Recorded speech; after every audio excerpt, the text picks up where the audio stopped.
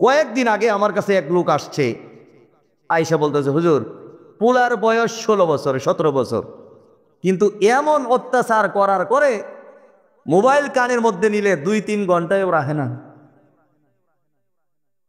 দোকানের মধ্যে ঢুকলে টাকা 500 না মাইরা দোকান থেকে বের হয় না।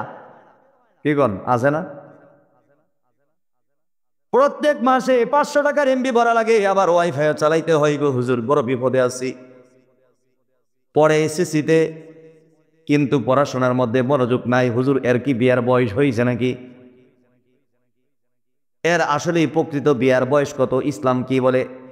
রাষ্ট্র বলে একজন নারীর প্রকৃত বিয়ের বয়স হইল 18 বছর আর ছেলের হইল 21 বছর। হুজুর আপনাদের ইসলাম কি বলে জানার দরকার আছে নাকি না? আমি বললাম, ভাই আপনি ভাত খান কখন? খিদা লাগে যখন। আমি বললাম, খিদা লাগে যখন ভাত যদি খান তখন, তাহলে বিয়ে করাবেন তখন। আপনার ছেলের বউয়ের দরকার লাগে যখন। কি বলে? এক ছেলের বয়স হয়েছে 38, এখনো বিয়ে কি জিনিস বুঝেই না।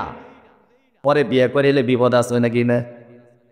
আরেকটার বয়স 16 বছর, খালি সরক পাখির মতো ঘুরে বলে 38 বছর বয়স হওয়ার পরেও যদি বিপরীত মানুষের প্রতি কোনো আগ্রহ না থাকে, তাহলে তাকে বিয়ে করার দরকার নাই।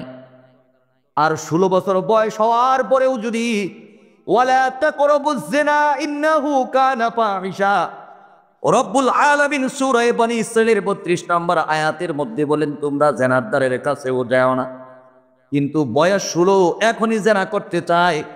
আল্লাহর কসম করে বলি, এমন পিতামাতার জন্য 16 বছরের ছেলে হোক আর মেয়ে হোক, এমত অবস্থায় তাকে বিবাহ করে দেওয়া, রাষ্ট্র যাই বলুক নাই বলুক, আল্লাহর আইন বলছে এমত অবস্থায় তাকে বিবাহ দেওয়া ফরজ।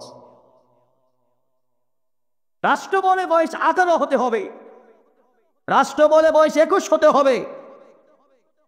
17.5 বছর মেয়ের বিবাহ ভেঙে দিচ্ছে আপনাদের ইউনিয়নের জনপ্রতিনিধিগণ কিংবা সাধারণ কোনো মানুষ।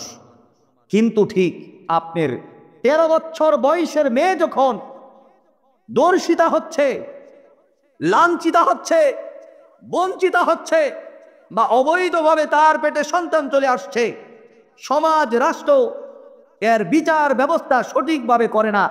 সঠিকভাবে হলে এই অপমান অবদত্ত, কিন্তু অপমান নিয়েও একটা মেয়েকে বেঁচে থাকতে হতো না। আমাদের সমাজ বড় ভয়ঙ্কর। এক বড় লোকের ছেলে এক নিরহ গরিব মানুষের মেয়েকে দর্শন করেছে, কিন্তু বিচার সালিশ আপনারা বসান, বতায় 1 লাখ 2 লাখ টাকা জরিমানা দিয়া আপনারা তাকে মৃত্যু করেন।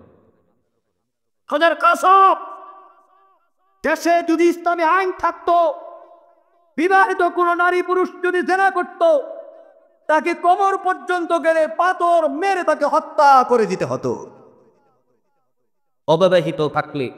অবিবাহিত থাকলে তাকে 8টা বেত্রাঘাতের মধ্যে শক্তি দেওয়া হতো আমাদের জেনা বন্ধ হয়ে। তাহলে বিবাহের উত্তম সময় কখন? তার বউয়ের দরকার হয় যখন।